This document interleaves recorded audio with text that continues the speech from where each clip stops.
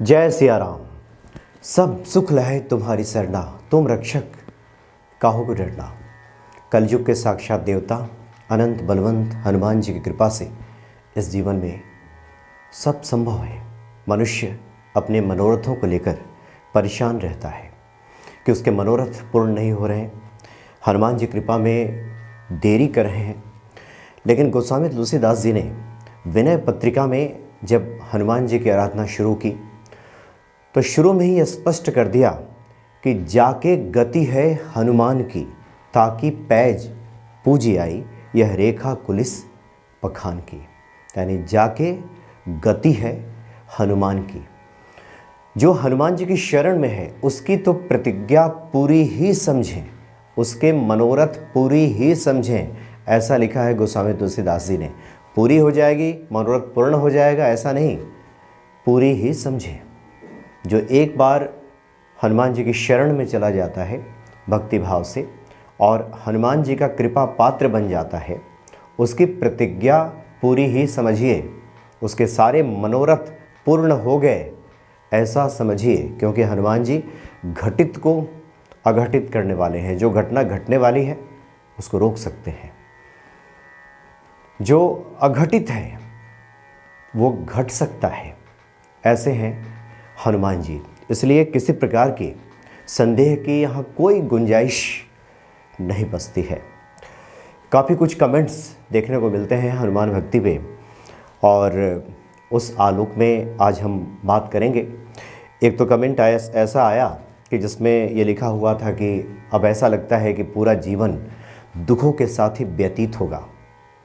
और काफ़ी व्यथित मन से एक महिला ने ये कमेंट किया था और इसमें लिखा कि अब लगता है कि हनुमान जी शायद मरने के बाद ही कृपा करेंगे क्या, यानी दुख भरा जीवन है, ये कैसे दुख कटेगा, हनुमान जी कैसे कृपा करेंगे। उस तरह की प्रार्थना की गई थी कि कोई ऐसा उपाय मिल जाए जिससे कि हम हनुमान जी के कृपा पात्र बन जाएं। इस तरह की प्रार्थना उस कमेंट में की गई है। गोस्वामी जी तो साफ कहते हैं विनय पत्रिका में कि एक बार आप हनुमान जी की शरण में जाइए, आपकी प्रतिज्ञा पूरी हो गई ऐसा मान लीजिए, और ये होना ही होना है। इसमें कोई शक नहीं है, कोई दो राय नहीं है। कहीं ना कहीं कुछ चूक होती है, गलतियां होती हैं, वो एकाकार भक्त और ईश्वर का नहीं हो पाता, तभी इस तरह की दिक्कत आती है कुछ। तो इस पे हम बात करेंगे। एक बड़ा ही अनुभूत एक प्रयोग है 40 दिनों का, जिसकी हम चर्चा करेंगे। और सिद्ध संतों का ये अनुभूत प्रयोग है और ख़ास करके ये प्रयोग उस स्थिति में किया जाता है, ये पाठ उस स्थिति में किया जाता है जब लगता है कि पूरा जीवन ऐसा लग रहा है जैसे दुखों के साथ ही व्यतीत होने वाला है। संकट ऐसा है जो कट नहीं रहा, जीवन में कुछ बदलेगा भी, जीवन संवरेगा भी, ऐसा नहीं लग रहा। उस स्थिति में इस पाठ को किया जाए तो निश्चित तौर पे हनुमान जी कृपा करते हैं। तो बड़ा ही यह अनुभूत प्रयोग है, तो इसकी हम बात करेंगे। 40 दिनों का प्रयोग है, इसकी हम चर्चा करेंगे। एक और प्रश्न लगातार आ रहा है, अभी कुछ दिन पहले ही हनुमान भक्ति पे सुंदरकांड का पाठ हम कैसे करें, इसको लेकर के एक वीडियो अपलोड किया गया। उसमें कुछ लोगों का प्रश्न था कि पंडित जी ने जो बातें बताई हैं वो थोड़ी भिन्न हैं, कुछ पंडित जी कुछ और बातें बताते हैं। कुछ कहते हैं कि हनुमान चालीसा 3 पढ़ें, कुछ कहते हैं 9 पढ़ें, कुछ कहते हैं 11 पढ़ें, कुछ कहते हैं 21 दिन का अनुष्ठान है, कुछ कहते हैं 40 दिन का अनुष्ठान है। तो हम तो भ्रमित हो जा रहे हैं, हम कौन सा अनुष्ठान करें, कौन सा करें। यह आग्रह किया गया है कि आप ही बता दें। आप सिद्ध महात्माओं से मिलते हैं, एक निचोड़ के तौर पे आप ही बता दीजिए हम कितने दिन करें, कौन सा करें, कौन सा प्रयोग हमारे लिए ज़्यादा सही है। तो इस आलोक में हम ये स्पष्ट कर दें कि जितने सारे सिद्ध महात्मा जो भी बातें बताते हैं ये उनका स्व अनुभव होता है, उन्होंने इस जरिए ही पाया है और वो अपना अनुभव बता देते हैं। वैसे देखिए, ईश्वर के बारे में, हनुमान जी के बारे में, राम जी के बारे में, परम ब्रह्म के बारे में, ईश्वर के किसी भी रूप के बारे में गोस्वामी जी ने कहा है कि नेति नेति जेहि वेद निरूपा। वेदों ने जिसे नेति नेति कहा, ये नेति नेति क्या है, वेदों ने जिसे नेति नेति कहा है। नेति नेति का तात्पर्य है ये भी नहीं वो भी नहीं, यानी ईश्वर की चर्चा करने के बाद नेति नेति का तात्पर्य है कि जो चर्चा में समा न सके, जो हमारे अनुभवों में समा न सके, जितना हमने ढूंढा है उससे कहीं वो परे हो, कहीं वो शेष हो, इससे कहीं ज़्यादा हो। ये भी नहीं, वो भी नहीं, जितना हमने जाना वो भी नहीं, ईश्वर इससे भी परे है। इसको वेदों ने कहा है। अब उस ईश्वर का एक सर्वमान्य पूजा, भला इस ब्रह्मांड में कौन है जो बता दे? कौन है इस ब्रह्मांड में जो ये कह दे कि हाँ, इसी से हनुमान जी प्रसन्न होते हैं? इसलिए जितने सारे सिद्ध साधक बताते हैं, जितने सारे पंडित विद्वान बताते हैं, वो सभी अपने अनुभव बता रहे होते हैं। उन्होंने उसी अनुभव से पाया है और उसी जरिए पाया है। तो जब उनके सामने सवाल रखा जाता है कि हनुमान जी कैसे प्रसन्न होंगे, तो सभी अपना अनुभव बताते हैं। दुर्गा सप्तशती की रचना करते हुए मार्कंडेय ऋषि ने महादेवी की इतनी आराधना की दुर्गा सप्तशती में, और आखिर में जाकर कहते हैं कि आवाहनम न जानामि विसर्जनम, पूजाम शेव न जानामि क्षम्यताम परमेश्वरीम, मंत्रहीनम क्रियाहीनम भक्तिहीनम सुरेश्वरीम, यत् पूजितम मया देवी परिपूर्णम तदस्तु में। पूरी दुर्गा सप्तशती की रचना करने के बाद, लिखने के बाद, मार्कंडेय जैसा ऋषि कह रहे हैं कि देवी, मैं ना आवाहन जानता हूँ, न विसर्जन जानता हूँ, न मंत्र जानता हूँ, न तंत्र जानता हूँ, मैं कुछ भी नहीं जानता, मैं पूजा की विधि भी नहीं जानता। मुझसे जो बन पड़ा है उसी से आप प्रसन्न हो जाइए। इसलिए स्पष्ट तौर पे कोई एक उपाय ऐसा नहीं होता कि उससे हम कह सकें कि ईश्वर इसी से प्रसन्न होंगे। जिन जिन साधकों ने जितना जितना जाना है, जितना जितना ईश्वर की कृपा को उसने महसूस किया है, कृपा की अनुभूति उसे हुई है, उसी अनुरूप बता रहा होता है। और ये सभी सत्य बोल रहे होते हैं, सभी सत्य कहते हैं, सबका अपना सत्य है। कोई एक हनुमान चालीसा से हनुमान जी को पा लेता है, और नहीं तो जन्म जन्म मुनि जतन करावा, अंत समय मुख राम ना आवा। नहीं तो जन्म जन्म साधु महात्मा जतन करते हैं कि आखिरी समय में मुख पे राम का नाम आ जाए, और वही नहीं आता। तो हनुमान जी कैसे प्रसन्न होंगे? जय हनुमान कहने से भी हो सकते हैं। कई बार हम संख्या में फंस जाते हैं। 41 किया है, 108 किया है, 9 किया है, 6 किया है। ये 9, 6, 41, 8, 21 का जो चक्र है, ये जो चक्कर है, इसमें व्यक्ति फंस जाता है। और जो मूल तत्व है, जो मूल भाव ईश्वर के प्रति होना चाहिए, उसका कहीं लोप हो जाता है। एक बहुत ही वयोवृद्ध संत से मुलाकात हुई, साधु महात्मा से, अयोध्या से उनका संबंध है। आपने उस वीडियो को देखा है। राजेश्वर बाबा के नाम से लोग जानते हैं उन्हें, फलहारी बाबा के आश्रम में उनसे मुलाकात हुई। जैसा कि हम हर जगह पूछते हैं, हमने उनसे पूछा कि बाबा जी ये बताइए कि हनुमान जी कैसे प्रसन्न होंगे, कैसे कृपा करेंगे हनुमान जी? तो उनके मुख से निकला राम राम, राम राम से प्रसन्न हो जाएंगे। मुझे लगा कि ये तो बड़ा छोटा सा उपाय है, हमें तो बड़ा उपाय चाहिए, ऐसा कुछ कठिन साधना, कुछ कठिन उपाय, तभी तो हनुमान जी प्रसन्न होंगे। फिर हमने पूछा कि बाबा जी कोई ऐसा विधि कोई आपके स्मरण में आ रहा हो जो आप बता सकें जिससे हनुमान जी प्रसन्न हो जाए? उन्होंने फिर कहा राम राम, इसी से प्रसन्न होते हैं। तीसरी बार जब हमने यही जिज्ञासा रखी तो वो मेरा आशय समझ गए कि हम क्या सुनना चाहते हैं, क्या जानना चाहते हैं। उन्होंने कहा, वो ये उनके शब्द हैं कि जब इतने से काम बन जाता है तो इतना करने की क्या ज़रूरत है? जब काम इतने से हो जाए तो फिर इतने की क्या आवश्यकता? उन संत महात्मा का राम राम से ही हनुमान जी प्रसन्न हो गए। और सच तो ये राम राम से ही हनुमान जी प्रसन्न होते हैं। फिर इतनी बड़ी साधना अश्वमेध यज्ञ करने की क्या आवश्यकता? राम राम से ही। अश्वमेध यज्ञ, सारे यज्ञों का अपना प्रभाव है, लेकिन जो मूल बात हम बताना चाह रहे हैं वो ये है कि ईश्वर तो भाव के भूखे हैं, संख्या के नहीं। इसलिए आप 3 हनुमान चालीसा किया, 9 हनुमान चालीसा किया, 11 हनुमान चालीसा किया, इस बात में ना फंसें। और एक और आग्रह सभी भक्तों से होता है, चूँकि एक भक्त का विशेष तौर पे आग्रह था कि किसी महात्मा जी से आप मिलें तो उनसे आप मेरी बात कराइएगा। हम उनसे पूछेंगे कि मुझे कितने बार हनुमान चालीसा करना चाहिए। महात्मा जी ने कहा कि आप 3 बार हनुमान चालीसा कीजिए। तो भक्त ने उधर फ़ोन से कहा कि हम तो 9 बार करते हैं, आप तो 3 ही बार बता रहे हैं। आशय ये था कि 9 बार मेरे करने से जब कुछ नहीं हुआ तो महात्मा जी 3 बार बता रहे हैं, इससे क्या होगा? कई बार इस तरह के प्रश्न मेरे सामने भी आते हैं। लोग हमसे पूछते हैं, अगर हम बताएं कि आप इतने हनुमान चालीसा या ये पाठ कीजिए, इस तरह से पूजा कीजिए, तो लोग कहते हैं कि आप तो इतना ही बता रहे हैं, हम तो इतना सारा करते हैं, हम तो रोज़ सुंदरकांड ही पढ़ जाते हैं। तो फिर व्यक्ति वही अटक जाता है, इसी संख्या के चक्र में उसी फेरे में पड़ जाता है और यही उस पर हावी हो जाता है। मेरा आग्रह सभी से ये रहता है कि जल्दबाजी में किसी को गुरु ना बनाएं, किसी से पूछे नहीं। और आप सभी सनातन धर्मावलंबी हैं, सभी जानते हैं हमारे घरों में परंपरा से भी पूजा होते आई है। कुछ बातें समझ में नहीं आती तो हनुमान भक्ति भी बहुत सारे विद्वान इस बात को बताते हैं, पहले से बताते रहे हैं। रामचरितमानस से जो सबसे बड़ा मार्गदर्शक है हमारा, उससे आप जानकारी ले सकते हैं। तो पहले तो आप अपने विवेक का इस्तेमाल करें कि हमारे लिए कौन सा पाठ सही है, उसे करें। लेकिन अगर आपने किसी से पूछा है तो वो व्यक्ति जो बता रहा है उस पर आंख मूंद कर भरोसा कीजिए। 3 पाठ से भी हनुमान जी प्रसन्न हो जाएंगे, 1 पाठ से भी हो जाएंगे। बहुत सारे ऐसे साधक हैं जो दिन में सिर्फ 1 बार हनुमान चालीसा का पाठ करते हैं और हनुमान जी की असीम कृपा है उन पर। तो जिस व्यक्ति से आपने पूछा है उस पर पूरा भरोसा रखें, आंख मूंद करके पूरे भरोसे के साथ उस पाठ को कीजिए, उस उपाय को कीजिए। हनुमान जी कृपा करेंगे ही करेंगे, क्योंकि कई बार वही पाठ हम खुद कर रहे होते हैं, वो फलाफल नहीं देता, वो फलदायी नहीं होता। लेकिन वही पाठ कोई अगर सिद्ध महात्मा हमें बता दे, क्योंकि सिद्ध महात्मा की अपनी साधना है, हनुमान जी कृपा है उस व्यक्ति पे, उस महात्मा पे, हनुमान जी उस व्यक्ति की भी तो लाज रखेंगे।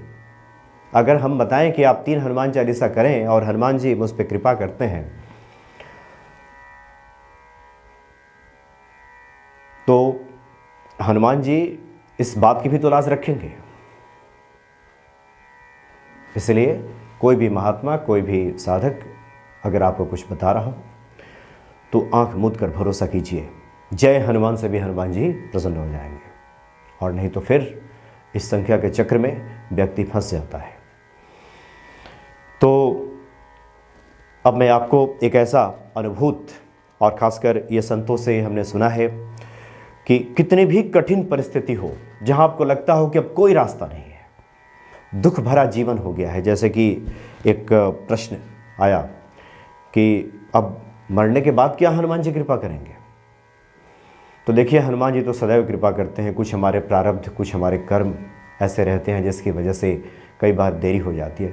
फिर भी हनुमान जी के बारे में कहा गया है कि तुम्हारे भजन राम को पावे, जन्म जन्म के दुख बिसरावे। एक जन्म के दुखों को तो छोड़ दीजिए, जन्म जन्म के दुख बिसरावे, कई जन्मों के दुख को दूर कर देंगे हनुमान जी।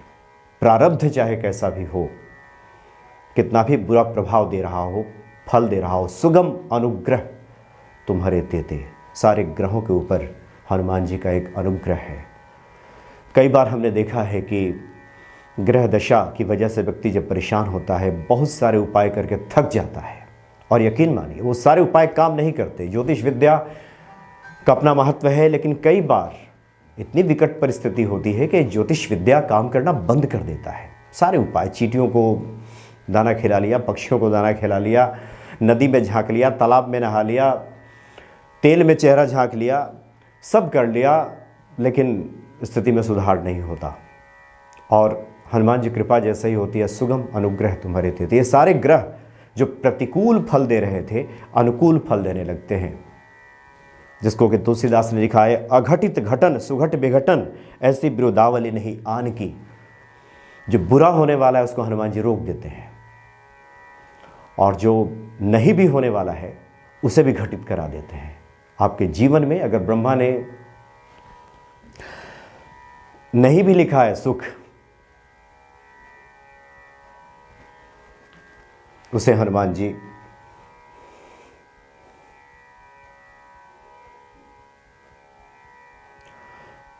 प्रदान करते हैं। तो ऐसे ही विकट परिस्थिति अगर किसी के जीवन में आ जाए, जहां कोई रास्ता न सूझता हो, तो उसके लिए बड़ा ही यह अनुभूत प्रयोग है। ये 40 दिनों का प्रयोग है, और शुक्ल पक्ष के मंगलवार से आप इसको शुरू कीजिएगा। समय निर्धारित रखिएगा, कोई एक समय। अगर आपने सुबह करना शुरू किया है तो सुबह ही कीजिएगा, सुबह के 8 बजे तो 8 बजे, 5 बजे तो 5 बजे। अगर शाम में कर रहे हैं तो शाम में कर रहे हैं। समय एक रखिएगा। एक पंचमुखी हनुमान जी की तस्वीर हो, मूर्ति हो, उसे लाइएगा, या आपके घर में पहले से मौजूद हो। और हनुमान जी का जो मुख है वो दक्षिण की तरफ हो, यानी आप उत्तर की तरफ मुख करके बैठें, हनुमान जी दक्षिण की तरफ देखें। बताने की आवश्यकता नहीं, हनुमान जी को लाल आसन पे आप विराजित करें, खुद आसन पे बैठ जाएं और इन दिनों में अपने खान पान का विशेष तौर पे ध्यान रखें। और चूँकि 40 दिन की साधना है और आहार पे विशेष ध्यान रखें। आप क्या खा रहे हैं, ब्रह्मचर्य का पालन करें, जो कि हनुमान जी की भक्ति के लिए और हनुमान जी की साधना के लिए बहुत आवश्यक है। और शुक्ल पक्ष के किसी भी मंगलवार से शुरू कीजिए। जिस दिन मंगलवार आए, शाम के वक्त या सुबह के वक्त आप गाय का घी मिल जाए तो उसे रखिएगा, बाज़ार में उपलब्ध है। और फिर इस फेरे में मत पड़िएगा वो शुद्ध है अशुद्ध है, आपको जो उपलब्ध हो रहा है हनुमान जी की कृपा से बस वो लेकर के आ जाइए। और हनुमान जी के सामने बैठ करके घी का दीपक जला लीजिए। कुछ हो भोग लगाने के लिए घर में आमतौर पे कई बार हम लोग चर्चा करते हैं कि कुछ फल वगैरह हो, कुछ केले हो, किशमिश वगैरह भी हो, चना हो, गुड़ हो, कुछ भी आप उनके सामने अर्पित कीजिए। और उस भाव के साथ, उस दुख के साथ या उस मनोकामना पूर्ति की भावना के साथ जो अटका पड़ा है, ऐसा लगता है कि जीवन में कुछ संवर ही नहीं रहा, कुछ अच्छा ही नहीं हो रहा, उस भावना के साथ हनुमान जी की प्रार्थना कीजिए। हाथ में जल लेकर के संकल्प कीजिए कि हनुमान जी, हम 40 दिनों का एक संकल्प करने जा रहे हैं, एक पूजा करने जा रहे हैं आपकी, मुझ पर आप कृपा करें। और इस संसार में, इस ब्रह्मांड में संकट मोचन तो आप ही हैं। भगवान राम तो इस पूरे जग के संकटों को हरते हैं, लेकिन भगवान राम के संकटों का तो हरण करने वाले आप ही हैं। आपके सिवाय कोई दूसरा है कौन जिनके सामने प्रार्थना की जाए। इसलिए आप इस प्रार्थना को स्वीकार कीजिए और ये मेरा संकट है, इस बात को आप हनुमान जी के सामने रखिए। और चौपाई वही है हनुमान चालीसा की, दुर्गम का जगत के जेते, सुगम अनुग्रह तुम्हारे देते। इस चौपाई का एक माला 108 बार आप जप कर लीजिए। और उसके पहले कई बार हमने चर्चा की है कि भगवान राम का सुमिरन जरूर करना चाहिए, राम नाम का जप कर लें, एक बार हनुमान चालीसा पढ़ लीजिए और फिर दुर्गम का जगत के जेते, सुगम अनुग्रह तुम्हारे देते एक माला कर लीजिए। फिर बाद में सिया राम जय राम जय जय राम, इसका कुछ देर जप कर लीजिए। हनुमान जी से फिर प्रार्थना कीजिए। कपूर वगैरह हो तो एक बार बातें दिखा लीजिए। देखिए, पूजा का कोई ये नहीं होता कि कितना करें, जितना हो सके उतना कीजिए, लेकिन कम से कम इतना कीजिए। और फिर उसके बाद प्रार्थना करके उठें, पास में कोई मंदिर हो उस मंदिर में ज़रूर जाएं, दर्शन कीजिए और हनुमान जी के दाहिने हाथ का सिंदूर उठा करके एक बार आप उसमें टीका लगा लीजिए, या पंडित जी से कहिए कि वो आपको टीका लगा दें। और इस तरह से आपको लगातार 40 दिन करना है। पुरुषों के लिए है, सिद्ध महात्माओं का कहना है कि बीच में व्यवधान नहीं आना चाहिए, क्योंकि जब आप कोई भी साधना करते हैं तो उच्चाटन की स्थिति पकड़ती है, बीच में कई तरह की बाधाएं आती हैं। हनुमान जी जब लंका जा रहे थे तो कई तरह की बाधाओं को उन्हें पार किया। ये साधना का लक्षण है। जब आप अच्छी साधना करेंगे अच्छे उद्देश्य से तो इस तरह की बाधाएं आती हैं, तो उससे आपको पार पाना होगा। कुछ इस तरह की कठिनाइयाँ आए तो बीच में उसको छोड़िए नहीं, 40 दिन तक कीजिए। और इस साधना को स्त्रियां भी कर सकती हैं, महिलाएं भी करेंगी। खाली वो हनुमान जी का सिंदूर वो नहीं लगाएंगी माथे पे। और जो अवरोध पैदा हो जाता है महिलाओं के सामने, नैसर्गिक अवरोध 4-5 दिनों का, कि वो कैसे साधनाओं को आगे बढ़ाएं, तो 4-5 दिन छोड़ करके फिर जो बचा हुआ साधना है उसको आगे कर सकती हैं। तो ये बड़ा ही अनुभूत प्रयोग है और 40 दिनों के भीतर ही आप देखेंगे कि एक चमत्कृत सा आपके जीवन में अनुभव होगा। और हनुमान जी जो भी आपका संकट है निश्चित तौर पे हर लेंगे, क्योंकि संकट मोचन तो वही है। व्यक्ति जाए तो जाए कहाँ। इसलिए सब कुछ छोड़ करके जाके गति है हनुमान की, ताकि पैज पूजी आई यह रेखा कुलिस पखान की। जिसकी गति है हनुमान की, जो हनुमान जी की शरण में है, उसकी समस्त मनोकामनाएं पूरी ही समझिए। पूरी हो जाएगी नहीं, पूरी ही समझिए। उसी दिन पूरी हो गई। यम यम चिंतेत काम तम तम प्राप्नोति निश्चितम। जो ईश्वर का भक्त होता है उसके चिंतन में जो जो आता है वो सारी मनोकामना पूरी हो जाती है। जुबान से भी कहने की आवश्यकता नहीं होती, उसके मन में आया और इधर इच्छा पूरी हुई। और जो ईश्वर का भक्त है उसकी हमेशा सद इच्छा ही रहती है। बोलिए हनुमान जी की जय। जय सिया राम।